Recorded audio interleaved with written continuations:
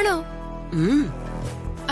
എന്നിട്ട് യാമിനിയെ കൊണ്ട് പ്രതാപനോട് ആ കാര്യം പറയിപ്പിക്കാൻ ഞാനൊരു ശ്രമം നടത്തി. പക്ഷേ അത് നടന്നില്ല. നിരാശപ്പെടണ്ട.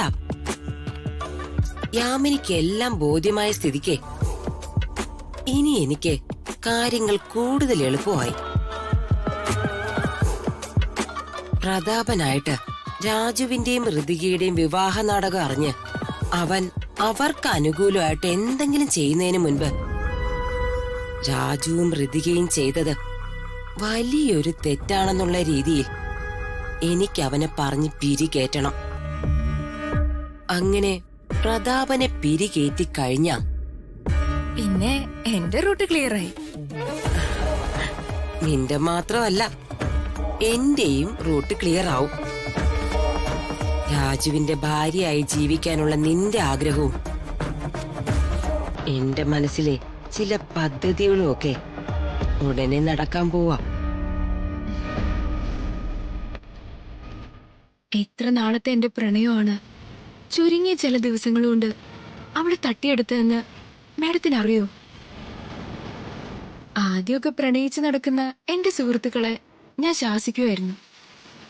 പക്ഷേ പിന്നീട് രാജുവിനോട് പ്രണയം തോന്നി തുടങ്ങിയപ്പോഴാണ് പ്രണയം എന്ന വികാരം മനുഷ്യനെ എങ്ങനെയൊക്കെ മാറ്റിമറിക്കുമെന്ന് ഞാൻ അറിഞ്ഞത്.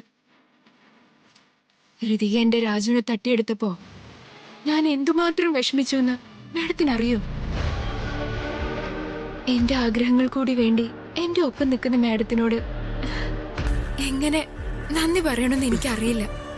ഏയ്, നന്ദി വാക്കിന്റെ ഒന്നും ആവശ്യമില്ല രമ്യേ. നമ്മുടെ ഉദ്ദേശങ്ങൾ രണ്ടാണെങ്കിലും ലക്ഷ്യം ഒന്നായിരുന്നു. ആ ലക്ഷ്യത്തിന് വേണ്ടി നമ്മൾ ഒന്നിച്ചു. അവസാനം നമ്മൾ ആ ലക്ഷ്യസ്ഥാനത്തേക്ക് അടുത്തിരിക്കുക. അതെ മാഡം. ഇനി വരാൻ പോകുന്ന നമ്മുടെ ദിവസങ്ങളെ കുറിച്ച് ആലോചിക്കുമ്പോ എനിക്ക് ഒരുപാട് സന്തോഷമുണ്ട്. സന്തോഷിക്കാൻ വരട്ടെ രമ്യേ. എന്താ മാഡം?